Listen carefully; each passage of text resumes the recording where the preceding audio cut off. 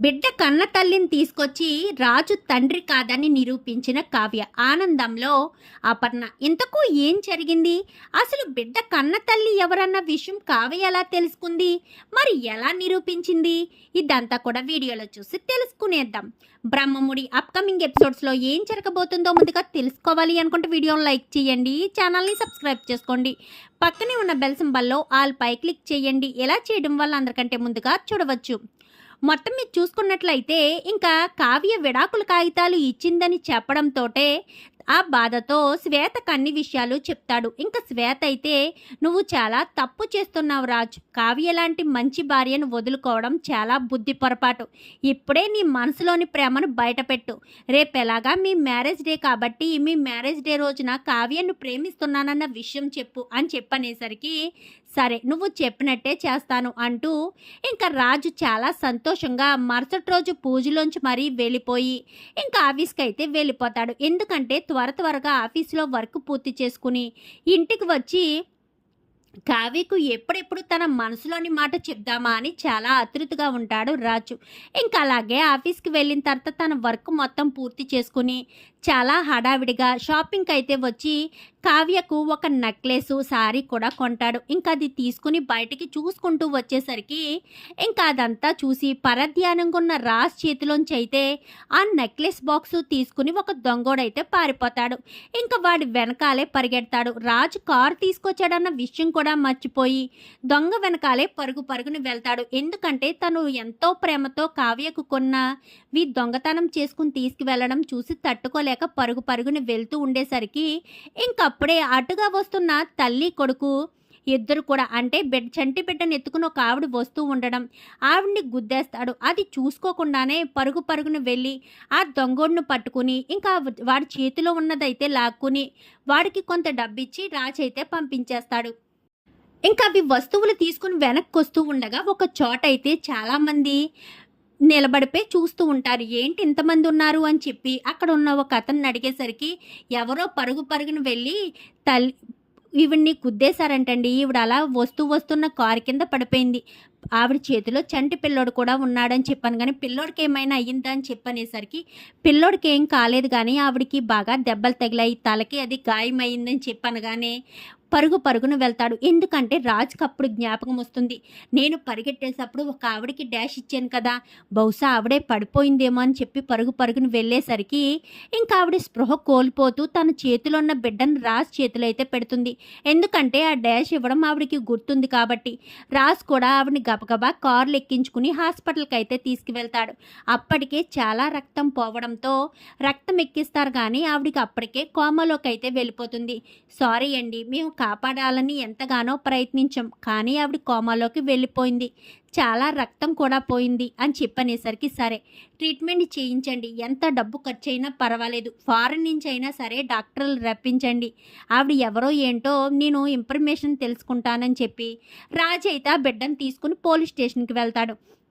ఇంకా అక్కడైతే ఇలా జరిగింది అని చెప్పి అక్కడ కంప్లైంట్ ఇస్తాడు. సరే మేము ఆవిడికి సంబంధించిన వాళ్ళు ఎవరైనా ఉన్నారేమో చెప్తాము, ఈ బిడ్డను అప్పటి వరకు అని చెప్పాను, కానీ పర్వాలేదు నేను చూసుకుంటాను, మా ఇంటికి తీసుకువెళ్తాను, నా పేరు ఫోన్ నెంబర్ అన్నీ కూడా రాసుకోండి.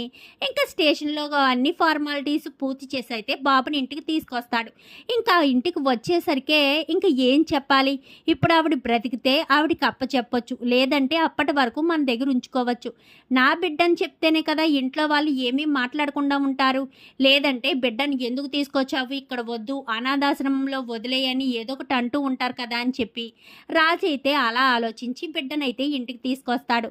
ఇంకా అక్కడికి అలా జరిగిన తర్వాత కావ్యక విషయాలు కూడా చెప్పడు. ఇంట్లో వాళ్ళు ఎన్ని రకాలుగా ప్రశ్నలు వేసినా కానీ ఇంట్లో వాళ్ళకి సమాధానం చెప్పడు. కానీ అప్పుడప్పుడు ఫోన్ మాట్లాడుతూ ఉంటాడు. ఆవిడికి ఎలా ఉంది, ఆవిడ స్పృహలోకి వచ్చిందా, కోమాలోంచి ఎప్పుడు బయటకు వస్తుంది ఏంటి అని రోజుకు 2-3 సార్లు డాక్టర్కి ఫోన్ చేసి మాట్లాడడం కావ్య అయితే వింటుంది. ఏంటిది, ఎవరికి ఫోన్ చేసి మాట్లాడుతున్నారు, కోమాలోకి వెళ్ళినప్పుడు ఎప్పుడు వస్తుంది ఏంటి అని అడుగుతున్నారు, ఎవరు కోమాలోకి వెళ్ళారు, ఇంట్లో వాళ్ళందరికీ బాగానే ఉన్నారు కదా అని కావ్య ఒకరోజు ఫోన్ మాట్లాడుతుండగా ఇప్పుడే వస్తున్నానని గబగబా బిడ్డను తీసుకుని అయితే వెళ్తాడు రాజు. ఆ వెనకాలే కావ్య కూడా వెళ్తుంది. ఇంకా హాస్పిటల్‌కి వెళ్ళిన తర్వాత అక్కడ పేషెంట్‌గా ఉన్న మోనితను చూసి కావ్య అయితే చాటుగా నిలబడుతుంది. రాజు ఆ పేషెంట్ ఎప్పుడు కోమాలోంచి బయటకు వస్తుంది అని చెప్పాను కానీ, తెలియట్లేదు సార్ ఒక్కొక్కసారి కదులుతున్నారు. మళ్ళీ మేము ట్రీట్మెంట్ స్టార్ట్ చేసేసరికి మళ్ళీ నార్మల్‌గానే అయిపోతున్నారు. మళ్ళీ కోమాలోకి వెళ్ళిపోతుంటే మేము ఏం చేయాలో అర్థం కావడం లేదు. ఆవిడ అబ్‌నార్మల్ అవ్వడానికి ఎంత సమయం పడుతుందో కూడా చెప్పలేమని చెప్పాను గానీ, ఏదైనా ఇన్ఫర్మేషన్ ఉంటే నాకు అర్జెంట్‌గా ఫోన్ చేయండి అని చెప్పి రాజు అయితే వెళ్ళిపోతాడు. రాజు వెళ్ళిపోతాడు కానీ కావ్య మాత్రం అక్కడే నిలబడుతుంది. ఇంకా డాక్టర్‌తో మాట్లాడాలనగానే రండి మేడం అని చెప్పి డాక్టర్ అయితే లోపలికి తీసుకువెళ్తాడు. ఏంటి ఏంటి మీ ప్రాబ్లమ్ అని చెప్పనగానే, ఇప్పుడు వచ్చి వెళ్ళారు కదా ఆయన మా హస్బెండ్. అసలు ఆవిడకి ఏం జరిగింది అని చెప్పనేసరికి మీకెందుకు చెప్పాలి మేడం అని చెప్పనగానే, ఆయన మా హస్బెండ్ అని చెప్తున్నాను కదా, ఆ బిడ్డని ఇంటికి తీసుకొచ్చారు. ఎవరో ఏంటో కూడా చెప్పడం లేదు. ఇంట్లో ఎంతో పెద్ద ప్రాబ్లం అవుతుంది. అసలు ఆవిడ ఎవరో ఏంటో తెలుసుకుంటేనే కదా ఈ ప్రాబ్లమ్స్ నుంచి బయటపడడానికి మా ఇద్దరికి మధ్య ఒక అండర్స్టాండ్ కూడా ఉంటుంది కదా అని చెప్పాను కానీ, సరే మేడం భార్యాభర్తలు ఇద్దరు తప్పుగా అర్థం చేసుకుంటున్నారనే సరే చెప్తున్నాను అని చెప్పనేసరికి ఇంక మొత్తం చెప్తాడు. ఇలా జరిగిందంట మేడం అని చెప్పాను కానీ, అవునా సరే మరి ఆవిడలో కదలిక ఎప్పుడొస్తుంది అనగానే, ఆవిడ ఈ స్పృహలోకి వచ్చిన ప్రతిసారి నా బిడ్డ నా బిడ్డ అంటూ కలవరిస్తున్నారు మేడం. మేబీ బిడ్డ దగ్గర ఉంటే ఏమైనా స్పృహలోకి రావచ్చు అని చెప్పనేసరికి, సరే అయితే అని చెప్పి ఇంకా కావ్య అయితే ఇంటికి వెళ్ళిపోతుంది. చాలా ఆలోచిస్తుంది. ఏం చేయాలి?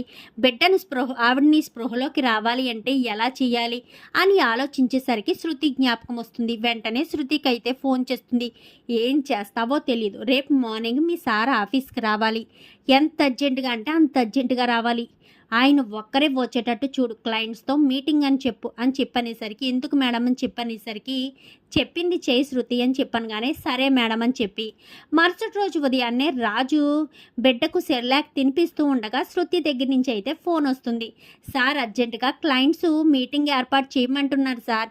నేను ఇప్పుడు కుదరదని ఎలా చెప్తున్నా కానీ నా మాట వినిపించుకోలేదు. ఒక్కసారి మీరు అర్జెంటుగా బయలుదేరి రండి సార్ అని చెప్పనేసరికి, శృతి మాట్లాడేది వినిపించుకోకుండా రాజు, శృతి నేను చెప్పేది విను అంటుండగానే శృతి ఫోన్ కట్ చేసేస్తుంది. రాజ్కి ఏం చేయాలో అర్థం కాదు. ఆ బిడ్డను తీసుకున్న ఆఫీస్కి వెళ్ళలేడు. అందుకనే కావ్యం చూసుకోమనగానే నేనెందుకు చూసుకోవాలనేసరికి, కావ్య ప్లీజ్ కళావతి నా బాధను అర్థం చేసుకోను కానీ, సరే సరే వెళ్ళండి అని చెప్పి రాజ్ ఇలా వెళ్ళడంతో కావ్య ఆ బిడ్డను తీసుకుని నేరుగా హాస్పిటల్కి వెళ్తుంది. ఆ బిడ్డ నా తల్లి పక్కన పడుకోబెట్టేసరికి తల్లిలో కదలికైతే మొదలవుతుంది. రాజ్ ఇంటికి వచ్చేలోపే తల్లిని కొడుకుని తీసుకొచ్చి ఇంట్లో హాల్లో కూర్చోబెడుతుంది కావ్య. ఇంకా రాజు ఇంటికి వచ్చి బిడ్డ ఎలా ఉన్నాడు ఏంటో హడావిడిగా వచ్చేసరికి హాల్లో కూర్చుని అయితే ఉంటుంది. ఆ తల్లి ఒళ్ళో బిడ్డ ఉంటాడు.